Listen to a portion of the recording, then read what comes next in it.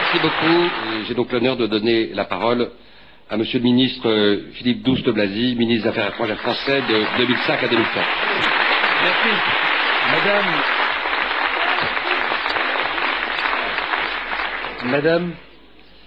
Mesdames et Messieurs les présidents, Mesdames et Messieurs les parlementaires, chère Ingrid, Mesdames et Messieurs les ambassadeurs, Monsieur le maire, pour lequel j'ai une profonde admiration, maire de New York, Mesdames et Messieurs et chers amis, d'abord je voudrais féliciter Sarah parce qu'on ne pouvait pas faire un meilleur témoignage de la jeunesse comme elle l'a fait, mais vous savez, si nous avons commencé l'année avec un peu d'espoir, si nous avons commencé l'année avec un peu de soulagement, nous avons aujourd'hui de l'amertume, pour ne pas dire de la colère. L'accord qui a été arraché par l'ONU, qui pouvait laisser espérer une solution pacifique à la crise d'Ashraf, c'est-à-dire de voir les 3300 réfugiés du camp être transférés sains et saufs vers des pays d'accueil sûrs, est aujourd'hui l'otage des humeurs et des tricheries du gouvernement de Bagdad. J'ai appris que le Premier ministre irakien, Nouri Maliki, brandit des mandats d'arrêt contre les habitants d'Ashraf. Ces mandats sont, à n'en pas douter, fabriqués à Téhéran et doivent nous faire comprendre l'urgence de régler maintenant pacifiquement le sort de ces réfugiés. Et nous savons que quand M. Maliki se charge personnellement de régler une question de ce genre, nous savons à quel résultat il faut s'attendre.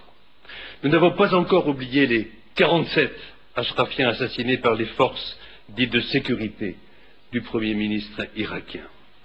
Et donc je voudrais commencer par ces propos solennels, parce que les propos de ce Premier ministre irakien foulent aux pieds les engagements pris dans l'accord signé avec l'ONU et les assurances données sur la sécurité des habitants d'Ashraf. Cette violation flagrante doit être condamnée de la manière la plus vigoureuse par les instances concernées, bien sûr par la MANOUI, qui est en charge de la question d'Ashraf, ainsi que par les États-Unis et l'Union européenne qui ont pris des engagements. J'ai entendu avec une grande fierté, je le reconnais, ce qu'a dit le secrétaire général des Nations Unies. Je l'ai entendu condamner la concentration des pouvoirs sur une seule personne, condamner le monopole des capitaux et des puissances.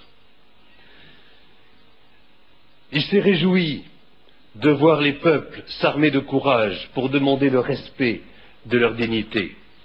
Les habitants d'Ashraf ne demandent qu'à vivre dignement comme ils l'ont fait toute leur vie. Et je suis sûr, je suis ici pour ça, je suis sûr que l'ONU et son secrétaire général ne pourront tolérer davantage les promesses bafouées par les autorités irakiennes. Mais encore une fois, les seuls membres du Conseil de sécurité, cher Monsieur le maire de New York, les seuls membres du Conseil de sécurité peuvent quelque chose.